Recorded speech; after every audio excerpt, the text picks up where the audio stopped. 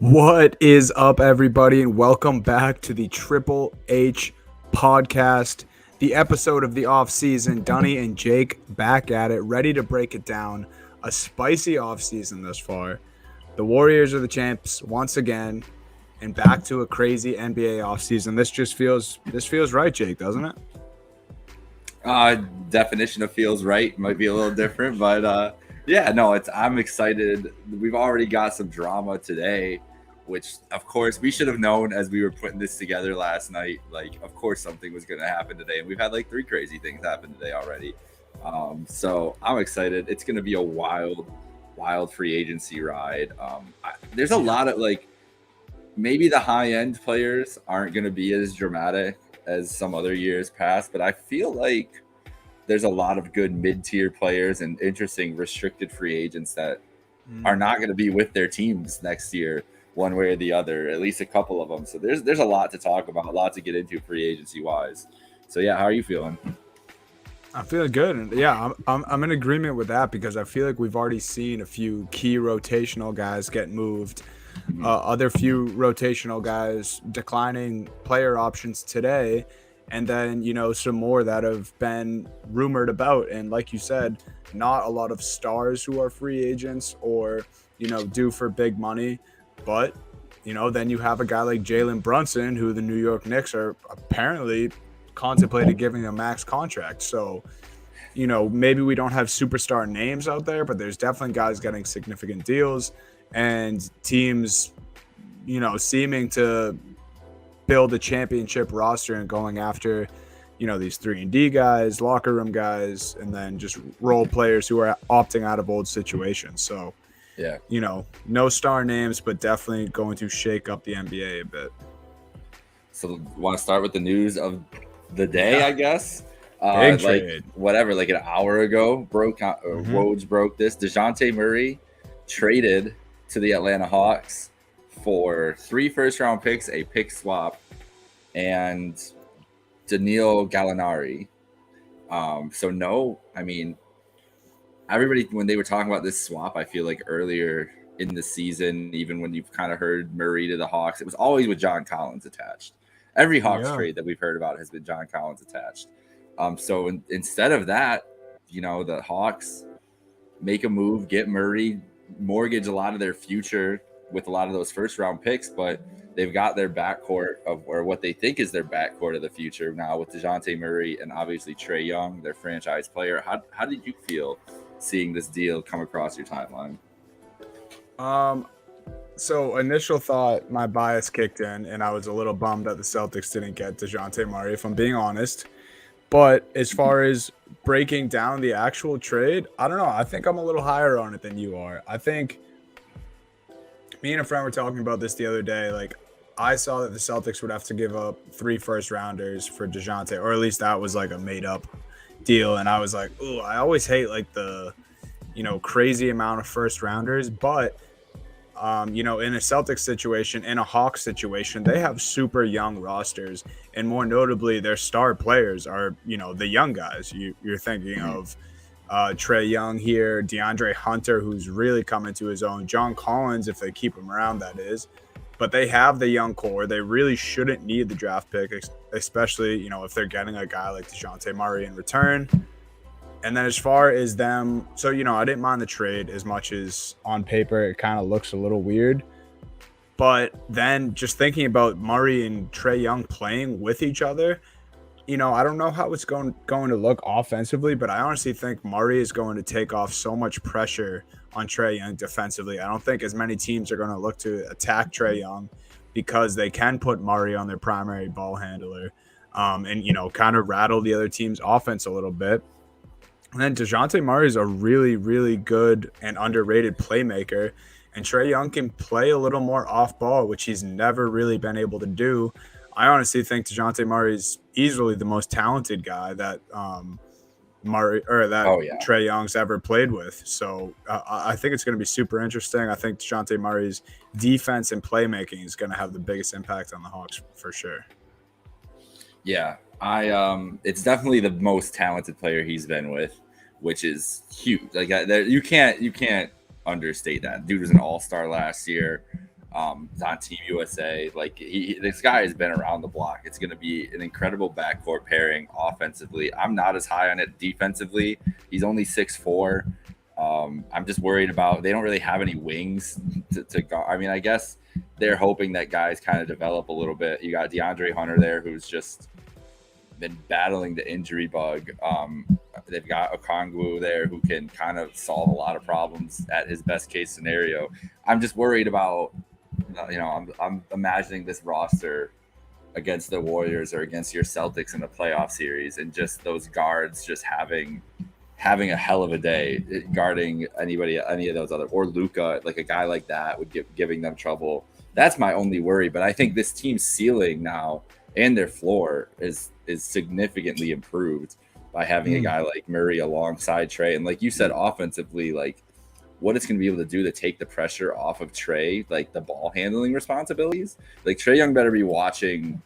I mean, I'm sure he should be watching it all summer anyways, but Steph Curry off the ball tape all summer, because Murray can Trey can basically be a shooting guard for this team if they really wanted him to. And I don't think that you should want him to, because he's an incredible passer, but there are going to be situations where that's going to be the best way to go about it. And now they finally have a guy next to him that can really handle the rock. So for me, it's more just defensively what that's going to look like. And also still the little bit of the unknown of what Trae Young looks like without, a 900 usage rate in the NBA, because he's really like, I don't know what it is off the top of my head. I'll look it up here, but he's had to have had absurd usage rates the last couple of years. So that'll be interesting to see what he looks like without that.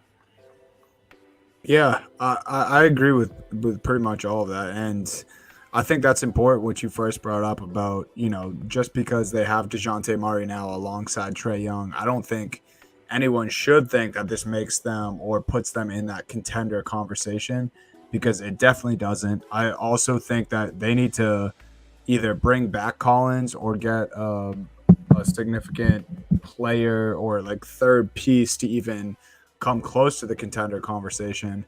I'm also wondering, do they trade a guy like Clint Capella now, get a little younger for this young core, but also maybe make a move in the right direction where you also get better and younger.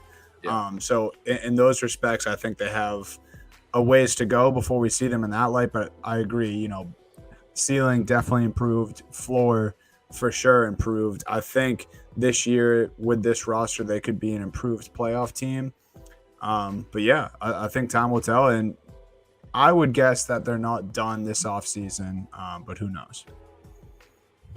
Me neither. So this year, Trey was fourth in usage in the NBA, 34.4%, only behind Luka, Joel Embiid, and Giannis Antetokounmpo. I'm trying to look last season. Oh yeah, StatMuse right away. He was fifth behind Luka, Steph Curry, Brad Beal, and Donovan Mitchell, 32.9. So those rates are going to drop immensely.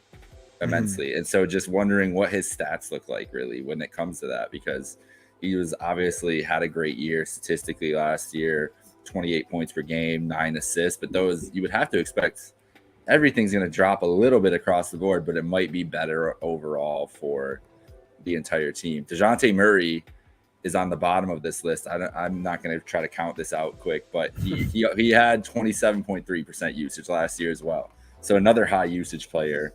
Obviously they both basically ran everything for their team. So interesting development there in Atlanta. What other news we got here too? I think that the two big things are the two guards we've been talking about leading into this free agency for like the last 3 years. Brad Beal declining his option, testing free agency. The expectation is that he's going to re-sign with the Wizards for the Supermax. Do you have any other inklings, anything else you think could happen? Do you want him as a Boston Celtic still? Like, what is your thoughts on Brad Beal? Yeah, so, and obviously my first option is now on the Atlanta Hawks, but I did think DeJounte Murray was the perfect fit for us. Of course, if we could do it without giving up our best four players being the Jays, Rob, and Marcus Smart. Of course, that's how I wanted it to go. Otherwise, I wouldn't want Murray at all. But, yeah, Beal, I would still enjoy having on the Boston Celtics. I think we would have a disgusting big three if we had Beal, Brown, and Tatum. I think we're going right back to the finals if that's the case. But I can see where it's all maybe not all that realistic. You're going to have to give Beal a bag. Jaylen Brown's going to need a hefty extension in two years' time from now. And I would rather, extend Jaylen Brown and keep him in the future than have 3-4 years of Bradley Beal, because that is the most that we could give Bradley Beal because he declined his player option. Only 4 years if he were to sign with the Celtics. So it's intriguing. It's interesting. I would obviously love it if Bradley Beal was a Boston Celtic, but I still think it's not my first choice. I think, because he even came out and said a few weeks ago, he wants a supermax. I think he wants that bag. But part of me in the offseason, looking at the offseason that the Wizards have already had, they got a little younger this morning when they shipped out guys like Ish Smith and KCP and brought in guys like Will Barton and Monte Morris. And then in the draft, obviously, I think they did the right thing by drafting Johnny Davis. I don't think that was a mistake at all or anything. But I think Beal could be looking around and being like, we have a bunch of young, talented guys. I'm on the older side.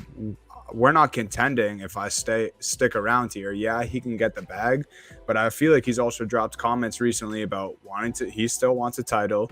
Most players who play at his level do. And he's kind of flirted with other teams a little bit, I think, in some of the comments he's made. So maybe Beal takes a look around and is like, is my number 2 here is Kyle Kuzma? Is that what's going on? And that's the reality of the situation. So that's where the only reason I think Beal maybe doesn't want the money and finds a slightly cheaper situation with way better upside. Yeah, and that's why everything seems still on the table for him. I think that even if he signs this deal, that he could get moved this year. And it's like a thing where it's just like they sign him, give him all the money he wanted to. They still have this young team. And the fact that they can sign him and then trade him, he helps them out because they're obviously going to get back more assets for him rather than just leaving the organization high and dry, because he clearly cares about the organization in some regards. Kuzma's an interesting trade candidate this offseason too. I think that your Celtics are going to be looking at Kyle Kuzma with that trade exception. I think there's going to be a number of teams that will look at Kuzma at a pretty reasonable number for a guy that can score like he can off the bench, especially title contending teams, to kind of try to fit him in there. I think he averaged like 17, 9, and 3 last year. Not bad. The shooting splits weren't great, but not bad. Size, he can defend. He's not like an A+ defender, but I'd say he's probably like a B+, and he's big. Obviously, he has size. So yeah, there's a lot of moving parts with that Wizards team. They're not set up to win right now, unless Beal just goes superhuman again. And even then, it's like, what are you going to be, like the 7 seed, 6 seed? So we'll see. A team that wants to win, and apparently this is the reason this is happening. James Harden declining his player option, $47 million, expected to sign a 2 to 3 year deal that is more team friendly. So maybe not the full max. I'm guessing is what that means, like 30 million, which is still, I mean, I don't know if the way we saw James Harden finish the season last year, if any kind of deal like this is going to be worth it. But for Philly, they didn't really have another choice, right? No, I don't think they did. And honestly, I want to say something. I'm going to pull up the tweet before I say it, just so I have it right in front of me. But this tweet that Shams tweeted about James Harden is more impressive to me than maybe James Harden's MVP season. Shams tweets, Harden's sole focus, win a title in Philadelphia next season. Harden returned to his workout and on-court regimen much sooner than usual this offseason, pouring his full focus on 2022-23 and a championship run. The fact that Harden's gotten in the gym earlier, he's putting in the work earlier, and he's about to take a pay cut so the Sixers can make another move here, bring in another asset to help out him and Embiid. That's crazy. Like, this is not the James Harden we've been used to for the last 4 or 5, even 6 years. Maybe James Harden had a sweet epiphany last year in the playoffs when obviously he wasn't playing up to speed. Disappointing playoff run for the Philadelphia 76ers as a whole. And here he is in the offseason, some time on his hands, saying, I'm going to put in the work and I'll take a pay cut. Let's go out, get someone to help me and Joel and win this thing. I mean, as a basketball fan, no matter who you're, a fan of and who your team is, you have to respect that, especially for a guy like James Harden who's gotten shit for so many years about this kind of stuff. And he could have easily opted in, sailed into the sunset, and like, whatever, you guys think I suck now. I just made $40 million by signing one piece of paper. It's going to be a very interesting. I can't wait to see the full James Harden experience for an entire year in Philly. See how it plays out, man. It's going to be something for a team that, man, like we're still. The fact that Joel Embiid is still, they haven't been able to find, the right exact perfect guy, and I guess Harden is on paper supposed to be that, but maybe Harden like 4 years ago would have been the perfect guy at this point. Like, who knows what he's going to look like? And I'm not saying that he's like done, but it just didn't look good in the situation last year. But it also could have been how miserable that whole Nets team just was in general. Obviously, it was a mess. Speaking of them, Patty Mills declines his option with the Nets, entering free agency. The Nets are still an option to re-sign. Apparently, probably would have to be at a higher number, I would assume, than his 6.1 that he signed for, his mid-level exception. I'm assuming he's not going to get much more than that mid-level, but other teams have higher mid-levels than the Nets can offer. I know the Lakers have been discussed in on him, but they still only have that minor mid-level. But this is a guy that could basically walk onto any contending team and be a huge, huge piece for them. Yeah, I saw this news as we were hopping on, and I think it'd be silly to say that he's the number one guy that I want the Celtics to go after now, but he's up there, man. Mm-hmm. He has a relationship with Ime Udoka. He has a relationship with Derek White, Jason Tatum, Jaylen Brown, Marcus Smart, all Team USA teammates. He was coached by Ime. There's that famous video of him and KD after Team USA talking some shit to Tatum and Ime.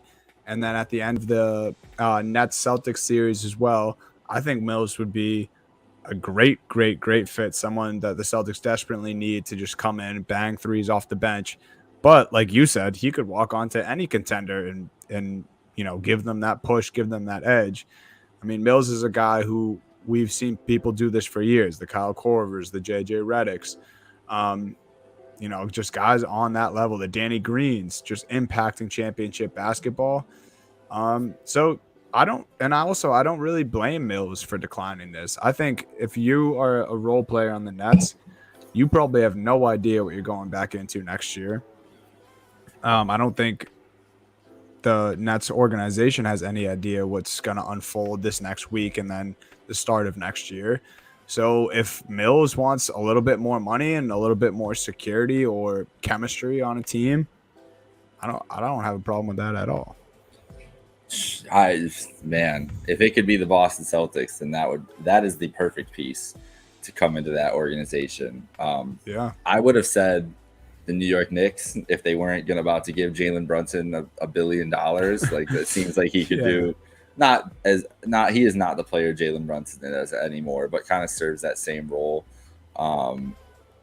There's a lot of different teams that could use his services. Maybe like Denver Nuggets as another guard, especially after they shipped out Will Barton and Monte Morris today, which I'm sure we'll get into later on. That was an interesting move that we saw. I think a Memphis Grizzlies would be interesting for Patty Mills as well.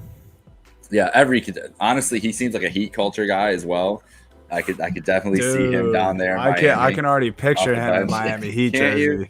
That's a good call. Yeah, I feel like Pat Riley would like stay up at night thinking about Patty Mills and the Miami Heat, dude. Yeah, and speaking of that, the Dallas Mavericks as well. As he talked about Jalen Brunson for a second there, I feel like he'd be a nice guy to slot into that role afterwards. I mean, they have Dinwiddie as well. Those would be two former Nets guards there. So let's talk about. You want to talk about that trade quick? Denver trading Monte Morris and why is it Ish escaping me? Smith. And Ish Smith, yes. Or no, sorry, No. Monte Morris and Yes. Will Barton. And Will Barton, Ish there Smith. it is. For Ish Smith and Kentavious KCP. Caldwell-Pope, supposedly to make some more cap room for Jokic's extension that's going to lock in soon, and also opening up a role for Bones Highland, and obviously Jamal Murray, as he's about to come back fully healthy this year. I like it. I think that KCP gets more of a bad rap than he should. He's still a minus A defender on the wing, and that's something that both Monte Morris and Will Barton couldn't offer to that team. We saw the scoring that Bones can kind of do and kind of get to in certain spots, and I think that he'll be able to pick that up perfectly fine. Hopefully they have a healthy MPJ next year. So I kind of like the move in general. And Ish Smith, he's now on an NBA record 13th team in the league. So shout out to him, grinding and staying alive in the NBA. Yeah, I mean, I think I'm more down on the trade than you are. I just, honestly, in general, I think these trades usually bother me. Of course, there is more that goes into it than just what you're reading on the paper. Like, obviously, looking at it, I would rather Will Barton and Monte Morris. I think most people would. Our dear friend Meerkat is very, very sad to see Will the Thrill go for his Denver Nuggets, and I completely understand that. I think as a fan of this team, even if it is clearing space, even if you do have a wing defender like KCP coming in, it can be a little disappointing because KCP, while he does give you that defense, I would rather have the offensive energy from Will Barton, I think. And I think Monte Morris has done a lot for this squad during the last couple of years of Jamal Murray's injuries. You mentioned Bones Highland. I do think that's why they were okay giving up a guy like Morris. But I don't know. I think the Washington Wizards win this trade for sure. But yeah, if it is just clearly a money thing for the Nuggets, then makes sense and good for them. For sure. All right, let's get into some of the point guard drama. We haven't said his name yet. We should probably bring it up. I thought this show was gonna be like all Kyrie Irving drama earlier in the week, it could but be luckily right it could. Yeah, we never know. It literally could happen at any moment. So to give you the timeline over the last 2 weeks, we were gone, and Kyrie Irving in that time was going to leave the Brooklyn Nets, was going to sign with the Lakers for the mid-level exception for $6 million. Kevin Durant was going to get traded as well alongside with Kyrie, and the Nets were about to blow up. And then Kyrie sends a text to Shams, is like, no, I'm opting in. That's how the Nets organization apparently found out that Kyrie opted into his player option, was from his statement through Shams, which is kind of just telling the entire story of what is really going on with this Nets and Irving situation. There clearly are still issues that need to be solved. I don't think him opting in means that he is a Net by the end of the year, but they're going to put on a brave face for right now, and I would assume for the fans. Mostly, yeah, and for Kevin Durant, right? Like, yeah, the second, no matter how true it was, if you have that guy threatening to ask for a trade and teams preparing offers because they think Kyrie is leaving, I think the way that they're constructed, you really can't. There's no other option. Like, you have to keep this guy in any way, shape, or form. And so he opts in, which is his choice. They didn't really do anything, but we don't know if they were even offering him even this number, let alone the max that he could have gotten on an extension. So are you any more optimistic? Like, the Nets are still third. They're like 9-1 third in odds, I think, tied with behind the Celtics and Bucks, right behind the Celtics and Bucks for the NBA Finals. I just have a hard time feeling like that's the ceiling of this team this year with what we've seen the last couple of years.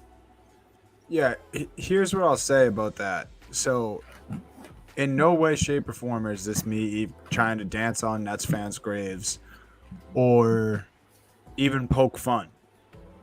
But until I see Kyrie Irving on opening night in a Brooklyn Nets jersey playing, not on the sideline, then I feel like that's a safe assumption that you can't believe that he's going to play until you see that.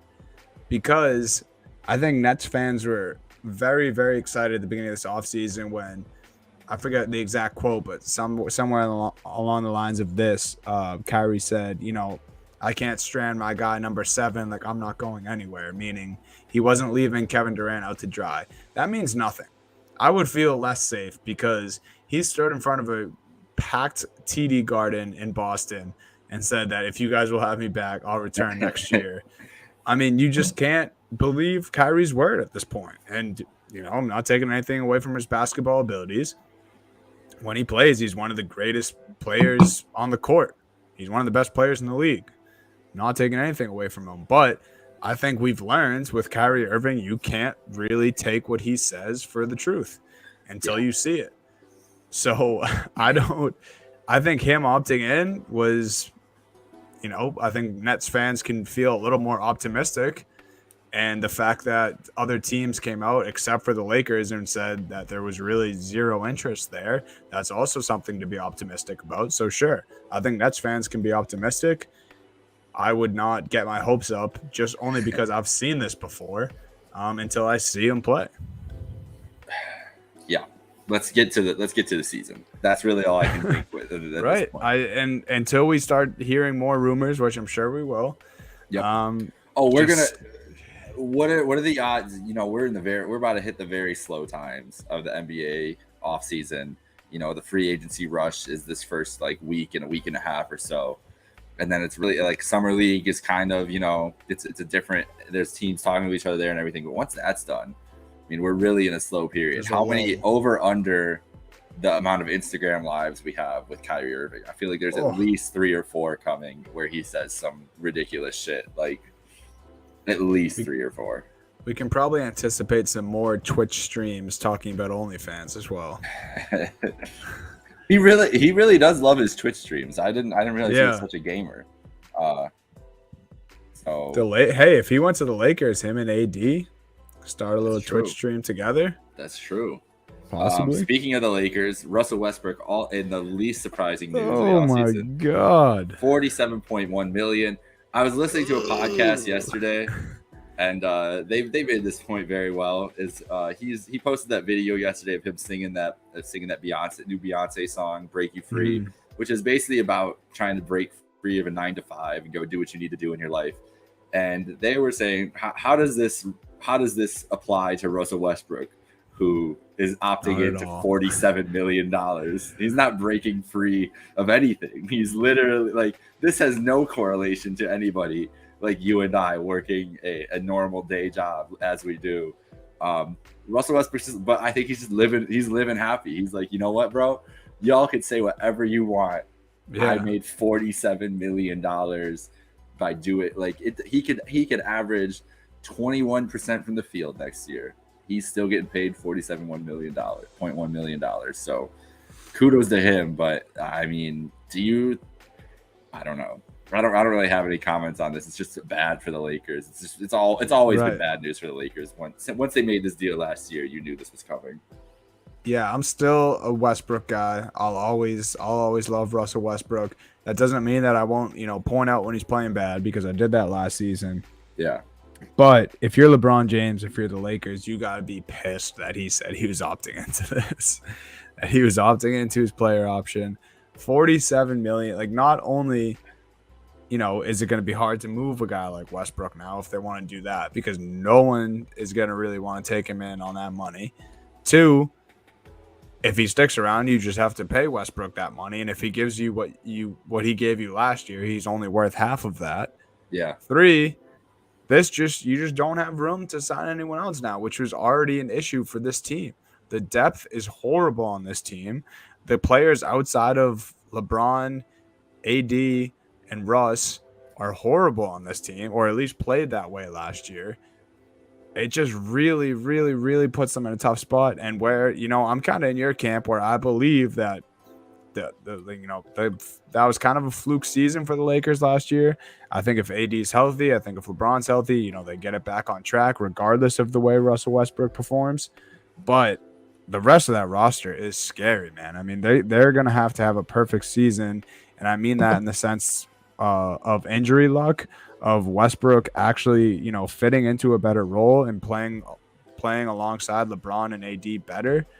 I think they're going to need a lot of things to go their way in order for them to have a successful season. And this Westbrook hit, good for Brody. I'm glad he got his bag, but this Westbrook hit is putting them in a tough spot off the jump. I I have very low expectations, unfortunately. Unfortunately for the Russell Westbrook experience this year. A guy on the other side of LA who I'm very excited to see finally back in action. John Wall to the Clippers. He finally got his buyout from Houston. He signed with the Clippers, I think, for a $7 million deal. And now the Clippers adding John Wall to this team, hopefully a returning Kawhi Leonard. They still have Reggie Jackson, as you put here. Ivica Zubac re-signed with them for 3 years, $33 million. Paul George on this roster, obviously. Luke Kennard, Marcus Morris. Like, this is a very deep team and a good team. What are your expectations for John? I mean, I don't even know what to expect because we haven't seen him on the court. But the rumors last year were that he was healthy enough to play, and Houston was kind of just like, "Nah, we want to get a top 5 pick. Like, you don't need to come here." So I'm very interested to see, like, if they thought he looked that good that they wanted to keep him away because they wanted to build this young core. Like, what is the ceiling for John Wall after such a long layoff? I think the ceiling is, I don't think his playmaking ability went away. I think you just have to assume his athleticism has dropped a little bit. So maybe no 360 layups on the fast break or an around the back dunk on the fast break and posterizing someone. Maybe less of that, but I bet his speed's still there for the most part. Like, I would still, put money on John Wall still being one of the fastest players in the league with the basketball, because there's a difference between people who run without it and people dribbling, and he is by far one of the fastest people with the basketball. I think he'll be slightly less of a scorer, and he really doesn't need to be on this Clippers squad. They're loaded with those types of guys, and I think his playmaking won't drop. I think he can still be that 8 to 10 assists per game guy. Probably defense down a little bit too. The lateral movements after not playing for almost 4 years at this point, or at least 4 seasons. It's been a long time for John Wall. I think I was actually trying to bring it up. Throwbacks Hoops posted John Wall highlights with the fire emoji, like right when it was announced that he got bought out by the Rockets and about to go to the LA Clippers, and all the quote tweets are just like, I saw some of these highlights with Rondo on the Celtics. Like, is that a Bobcats team in these highlights? Like, and that's true. Like, he hasn't played in a long time, so Clippers fans, don't think that you're getting the John Wall that hits the Dougie. But that being said, that's true. Don't expect that Wizards John Wall, though, where he was absolutely balling out of his mind. But you should still be very excited about this. I still think as far as traditional point guards go, John Wall is still a very good one to have. He has the size. He plays defense. He can run. And I have here, I really, really do believe, when healthy, that this Clippers team has the best complete roster, lineup, whatever you want to call it, in the entire NBA. I really believe that. I think that's hard to argue, honestly. I mean, it's been that way 2 years ago when Kawhi was healthy. Like, everybody was like, damn, this Clippers team, they're just deep everywhere. And the thing I'm really bullish on when it comes to John Wall is just being with Ty Lue. Like, Ty Lue has been masterful for point guards. Like, any point guard that comes through the Clippers, like Reggie Jackson was about to get paid, like big paid, like last summer before he re-signed. Like, there are teams that were going to give him a bag. Like, there's guys that have come through and been able to excel. You look at like a Terrence Mann, who turned into such a great player, getting developed under Ty. Like, Ty Lue knows how to work with these guys and get the most out of them. J.R. Smith, how effective he was able to be with the Cavs a while back. With, like, people thought J.R. Smith was done. Like, when he first came to the Cavs, it was like, oh man, like Jordan Clarkson with the Cavs, even like a guy like that, like just guards that everybody was kind of like, like they're good, but what are we really getting out of them? And Ty Lue can get the most out of them. So I think that that's the biggest thing I'm looking forward to, seeing what the brain of Ty Lue is able to do with John Wall. Let's go into. Oh, go ahead. You got one more? No, I was just going to touch on that. You know, the obvious thing to look at is like how crazy the starting five is going to be, and then you think about that Luke Kennard and Marcus Morris are like their 9 and 10th man, and it's like those are very, very solid players. Marcus Morris averaged 15 points per game last year, and he's probably your 10th man. So I just wanted to have that part. That's part of, you know, why I think they're the best lineup. But yeah, let's move on to another one of, you know, the rumors or moves that have been made. Where'd you want to go next here, Jake? I wanted to go to the restricted free agents because I think that those are the major free agency news. There's some extension talk we can get into, but these are the guys that could be on the move. We got to start with DeAndre Ayton. I mean, we know basically Phoenix does not really want to re-sign him at a max. He's going to enter restricted free agency. There's only like 4 or 5 teams that can really afford him. The Detroit Pistons are the team I'm most worried about. Pistons adding Jaden Ivey in the draft to their backcourt with Cade Cunningham. That feels like an incredible front court of the future. So adding a guy like Ayton to that group would just make so much sense all the sense in the world. I just don't see how Phoenix can just let him slide. Miles Bridges has taken Charlotte out of all his Instagram and Twitter handles. Feels like he's going to try to go somewhere else, but Charlotte GM did say the other day that Miles Bridges will be a Charlotte Hornet, so maybe they're prepared to match. Yeah, then Colin Sexton wants north of $20 million a year. It's believed that the Cavs offered him last 3 years, $51 million, like in the same structure as Clarkson got with the Utah Jazz a couple years ago.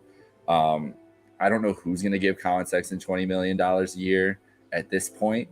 I thought the Knicks might be a team that would send him a lot of money, but clearly they're dialed in on Brunson, and it's at a higher price tag than that. So the Sexton thing is really interesting to me. So just, I don't know, pick any one of these guys. Like, where do you think, have any predictions for where they're going to go, or just doesn't it feel like all these guys should kind of just stay in their same situations where they are right now? Like maybe the grass isn't always greener on the other side. Yeah, I think I kind of want to, you know, stick with Ayton here for a second. I think what you were saying about the Suns shouldn't be willing to give up a guy like this easily, because it kind of seems like even since like the middle of last season, they were done with DeAndre Ayton, which is wild. And you have to, you know, think, did that come into play at some point in the playoffs? I mean, there was that game where people were saying he refused to check back in for the Suns. I think he feels disrespected from the franchise. I think he probably should think that, judging by what we hear from the Phoenix Suns. And, you know, ESPN's Brian Windhorst said today that Suns believe they could find a number of other centers who can give them the type of production that DeAndre Ayton can. That's wild, because the dude's he's 3 years into the league. That's the thing. Yeah. It's like, how do you know? How do you know what you have out of him yet? Right, and that's why I want to talk about him, because I think whatever team lands DeAndre Ayton, if he in fact does leave the Suns, is, you know, it's a crazy impact no matter where he goes. And the potential trade to the Nets that I was seeing today really doesn't make all that much sense. I don't think that will happen. I think Detroit's the most likely right now, and I think Detroit would already be a little scary if they, you know, add to their already very, very solid young core. So I don't know. I got my eyes on Ayton. I think any team should, you know, that has the money should be willing to give him, you know, it may be the max. I don't know if he's worthy of it now, but at least close to it. What do you think about the rumor that he wants to play the 4 and not the 5? I believe that he might think that, but I don't think that's a good idea. I don't think any team's gonna want to buy into that. There's not many teams out there that have a bigger, more athletic guy than DeAndre Ayton. It doesn't really make sense to play him at the 4. I don't know. And then you wonder if he does say stuff like that. And then the thing about him not wanting to check back into the game, like both these things are a little soft. Well, he definitely wanted to just get extended last summer. I think he thought, we went to the finals. I had one of the biggest plays in franchise history. I was a main reason that we made it to the finals. I was a main reason that, we played any kind of defense on Giannis, even though it didn't work out too great. Like without him, they would have been lost last year. And then when they didn't do it, and then you go into the season, and it's an owner who notoriously doesn't pay guys like that, it had to have been a toll on him, just mentally, just wondering what was going to happen and everything else. Mm-hmm. So I don't know though. Like if your feet, I don't see how he can think he's a 4. That's for sure. And that worries me because it makes me feel like he just doesn't want to basically be the paint presence that he actually is and be the defense rebounding guy, because those guys don't get paid. I mean, that's what he's looking at right now. Like they put him in that role and we're like, yeah, but we can find other guys that do that, like you just said. And so I think he's worried about that a little bit, but I don't know, man. Like it is, like I said, the grass ain't always greener. And like, yes, you could go to Detroit and do whatever, but that's a team that is building and rebuilding. So maybe it's better because it's on his timeline and everything else. But you're the star. Better on his, I was gonna say better on his timeline, but you're gonna be expected way more if you go to a place like Detroit, and you're not gonna have a guy like Chris Paul throwing you the ball. No, and I love Cade. I mean, he's amazing, but he's not Chris Paul. He's not Chris Paul. And there's going to be a lot of growing pains with that backcourt there, too. So I don't know. Miles Bridges is another case. I just don't know who's giving him the money either. Like, I really don't. And he wants a max. And I'm not giving him the max. He's like in the weirdest spot that you can be in, I feel like, for all these guys, because he is a guy that you should want to keep. But he's going to get. Obviously he's gonna ask for a max. He's a guy that can score 25 points a game, and he's 6'9" and can jump out of the gym and everything. Like those guys get max contracts. That's just what it is. But is he a guy that can be the number 1 or 2 guy on a playoff contending team? I don't think hasn't so. Showed it yet. No, and that's another team that another Detroit target where I wonder if they strike out on Ayton. He's from Flint, Michigan, from the area. He actually put a wrap up one of his raps the other day. I think he said something about like if Charlotte does it. I don't know if it was real or not, but I thought that I heard it. Something about if Charlotte doesn't take me, I'll be a Piston or something like that. So grew up a Pistons fan, whatever. That makes a lot of the Pistons are the biggest free agency players, mostly just because they have money and look like they want to like try to do something with these young guys. Because OKC doesn't really want to do anything. Maybe the Spurs. The Spurs are another potential 8 spot that I feel like make a lot of sense, especially they just cleared up a bunch of cap space, obviously getting rid of Murray and everything else. David Robinson 2.0. Yeah, something like that. Bridges maybe to, I don't know, like Dallas, something like that as well. But it's just the restricted free agency. Like you basically have to give him a max. Otherwise, if it's something below the max, Charlotte really should match it. It's just a really tough spot because it's a guy that you should match and should want to keep, but then you're going to sign the deal and it's instantly going to be a bad deal. Yeah, man, I don't know. And I feel bad, and I feel like, and mostly it's Hornets fans, but like I feel like we and other people who talk about this stuff put themselves in a bad spot when they say, "Oh, I don't think Miles Bridges deserves the max." He doesn't. He does not deserve the max right now. Like you said, could he be a number 1 or a number 2 on a playoff team? Nothing he has done so far in his career proves that that's the case. Could it happen? Absolutely. He's still super young. He has the talent. We just talked about it. He can shoot the outside ball. He dunks on literally everyone to the point where the Hornets broadcaster just screams his head off all game. And it's just really crazy to me that that people get upset when you say stuff like that. And I think it is mostly Hornets fans. They're like, oh, we want to bring in Miles Bridges. We should give him the max. And if I was a fan of that team, I would probably think the same thing. But it's not crazy to say that Miles Bridges does not deserve the max.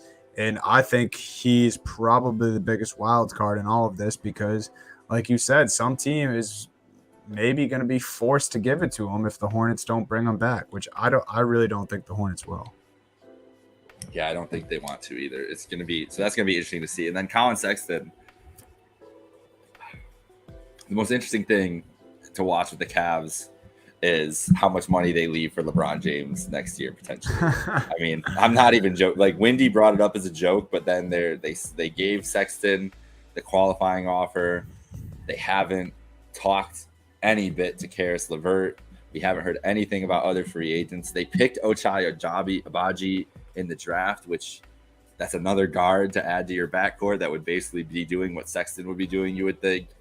So I don't know, but I just don't know who's giving him $25 million a year either. It's coming just a off weird an injury too. Coming off an injury. Like I said, the Nets would have made a lot of sense, but Brunson is basically, we haven't mentioned Jalen Brunson. Jalen Brunson is basically locked into 4 years, $110 million with the Nets. I don't know how you feel about it. It's a Knicks. Yeah, sorry. Wrong New York Tire Fire. I like it.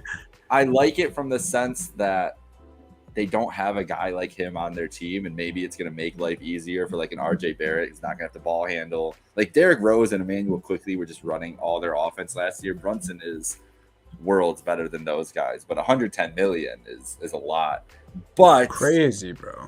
They have all these assets now and guys with big contracts that they can move. Like imagine, in January they just decide to move, I don't know, Randall or Brunson and all their picks for Brad Beal or something like that. Like they're kind of in position with all these guys to do so. But I don't think that's going to happen with Brunson. He's Leon Rose, their GM. He is his godson and was his first client at CAA. So this is all it's all some kind of just like nepotism chicanery that's going on with the Knicks, and who knows how it's going to play out. But that's just $27.5 million per year for Jalen Brunson is not the number that I was expecting to see this season. That is for sure. Yeah, same thing. Like I just don't get the appeal of paying a guy like this that much money. Like there's three big things that I would be scared. There's three big things of why I would be scared to give Brunson that much money or even close to that much money. First, and it's glaring, is he's not going to be playing with Luka Doncic anymore. You know how easy it is to play alongside a guy like Luka? Like a guy who gets triple teamed every time up the court. Of course Brunson's going to get some open looks. Of course he's going to have these games where he goes off. And again, I'm not taking anything away from Brunson's abilities. He's a hell of a scorer, and he had some big moments in a couple of playoff series and one game in particular where Luka didn't play, which that game is impressive. That game is impressive. He scored his head off. He did it without Luka on the floor. And so that game in particular kind of wipes out my first argument. But what I just said right there, he showed us for a couple playoff series. Let's not act like Jalen Brunson has been like this since he's been in the league. He just hasn't. He came on super strong last year and came on even stronger in the playoffs. Yeah. Good for him. They didn't, it's not like the Mavericks made it to the finals. They made it close. They did really good. They had a fine playoff run. Jalen Brunson isn't a number one, and I feel like the Knicks are trying to pay him like that. And then my third thing is it kind of plays off number one. Who is he playing alongside of in New York? They've already come out and said that they want to trade Julius Randle. RJ Barrett, fine talent. I like RJ a lot. But I just don't think he's going to have the same success playing alongside these guys in New York City. Not to mention, he's going to get a ton of heat from the Knicks fans if he doesn't perform and if he doesn't perform quickly. I think the Knicks are just putting themselves and Brunson in a bad spot if they do this. And I want to be proven wrong on this, but I am pretty sternly against the New York Knicks doing this, and I'm a Celtics fan. So, what does that say?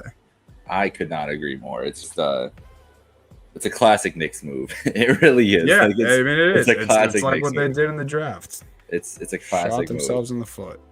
Yeah, and I understand it a little bit from some optimistic Knicks fans that I've seen and everything. Like I see kind of the basketball sense it makes, but even best case scenario, like it really all hinges on RJ Barrett just turning into a super duper star, which is still possible, I think. I mean, dude's averaged 20 points his whole career, showed a lot of improvement last year as a playmaker. He's improved basically every summer, something on his game. Like he had a terrible shot his first year, got better at that over the last couple. So it really depends on his development and everything else. But yeah, I'm not big on paying Brunson 110 million. That is for sure. I'm still not big on Julius Randle. Think he finessed for his contract and then returned back to form. I think that's their biggest problem more than anything. Like Brunson and Barrett could be pretty good together, I think. But Randle is just the biggest question mark in my mind. Like I know what I'm going to get from Jalen Brunson. I know what his limitations are, but you know that there's going to be some games in MSG where he's going off for like 38 points or something. Everybody's Yeah. like, oh my God, like this guy is the best. It's going to be all over Sports Center, first take the next day. Like, is Jalen Brunson a top 10 point guard? Like, we're going to have one of those moments this season for sure. It's not true, but it's going to happen. I just thought of this right now when you said big games in MSG. Dude, the first Trae Young Jalen Brunson matchup in MSG is going to be electric. That sounds like ESPN opener, second night of the season. Like put us in the Garden and let's see it. All right, so the last thing we got here, we were going to spend more time on the draft, but 5 things broke during this afternoon when we were planning this show. So just what was your biggest takeaway from the draft? We'll go with that to end the show here. Biggest takeaway, dude. I think, and it's hopefully you have something different because we touched on it a little bit, but the Pistons' new young core is crazy. I'm terrified, bro. Crazy. The fact that I saw a TikTok of Pistons fans live streaming the NBA draft, and when the Kings didn't take Jaden Ivey. And they scooped up Jaden Ivey to go alongside Cade Cunningham, to go alongside Sadiq Bey, and now they might land DeAndre Ayton. Like just the fact that the Pistons got Jaden Ivey is mind-boggling to me. And I think him and Cade are going to be nasty together. I really do. I was a huge Jaden Ivey fan this year in college ball, and yeah, I really like that. I also just kind of sliver this in. I think Johnny Davis to the Wizards is awesome, and I think he fell. I really did think Johnny Davis was going to go above 10. Yeah, and Johnny Davis is a bucket, bro. Like he's gonna put up 16 points per game this year. I think easy. Yeah, I mean, like he averaged just under 20 and 8 in college last year. Yeah, I love that move. I am terrified of the Pistons. Get it? I hate the Kings more than anything for picking Keegan Murray, and I like Keegan Murray. He's good. I understand. Doesn't make sense. I understand. Like, oh, we got 2 guards. Whatever. Like, I don't care. Like, Jaden Ivey could be an All NBA talent. Like we've heard all year. This is a 4-person draft, and that 4th person was not Keegan Murray. It was Jaden Ivey, and was clearly the best guard in this draft. And just like. If you wanted someone like Keegan Murray, you shouldn't have traded away Tyrese Halliburton. They're just a mess. The Kings, you can never expect the Kings. Like, I fully expected the Kings to do that and ruin my night by Ivy falling to the Pistons. And the Pistons got all this credit afterwards, like A+ draft grades and everything else. Like, bro, you didn't do anything. Like, the Kings lucky. Just got enough. They got lucky. Yeah, exactly. But Ivy. Anybody fits perfectly next to Cade Cunningham because Cade can do basically anything. So he's just gonna help Ivy be able to, assimilate much easier than anything else. So that move is I'm terrified of the Pistons young core. I hate the Pistons more than any basketball team. So the Cavs Pistons games are gonna be very interesting this year, no matter what happens this summer. I wasn't happy about that. Paolo going number 1. I think Paolo is the best player out of those top 3, out of Chet and out of Jabari Smith. So it really wasn't a surprise to me. I think Woj screwed with everybody. I think that was all just ESPN. Like Woj just send out a tweet saying send out a tweet that it's all done, and then right when you get on the pre-show, actually give them the information, because it was literally right away. Woj just like, yeah, well, now Paulo is in the discussion. It's like, okay, bro, like, no, it's not now. It's not 20 minutes. You didn't find this out 6 minutes ago. Yeah. You've literally just been waiting to launch it on this show so everybody would tune in and see what happens. So great TV, but Woj is like, Woj is just straight ESPN shill now. That's my NBA draft recap. That moment when he tweeted that out, that it was solidified, and then right as the show started, was like, actually, it's not that solidified. I was like, okay, bro, like, what are we talking about here? How about Stephen A. just roasting the New York Knicks the whole NBA draft? Oh my God, Stephen A. He was ruthless, man. He really was, but they deserve it. I understand.